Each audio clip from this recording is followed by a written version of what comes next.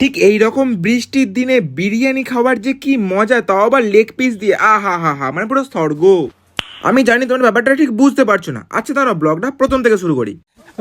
যেমন আজকে সকাল সকাল ঘুম থেকে উঠে দেখলাম বৃষ্টি পড়া আরম্ভ হয়ে গেছে। আর তোমরা জানো যে কালকে রাত্রে আমরা বিরিয়ানি চাল আর মশলা এনেছিলাম আজকে বিরিয়ানি হবে বলে, আর বৃষ্টি আরম্ভ হয়ে গেছে, মানে একদম বিশাল কম্বো হবে। बात तो सही है। আর মা আমাকে 50 টাকা ধরিয়ে বলে যা বিরিয়ানির জন্য ঘি নেই বাড়িতে, তাই ঘি নিয়ে আয়। তাই আমি বৃষ্টির দিনে ছাতা নিয়ে চলে গেলাম একটা জেঠুদের বাড়িতে, আর সেখান থেকে ঠিক পরিমাণ মতন ঘি নিয়ে চলে আসি বাড়িতে।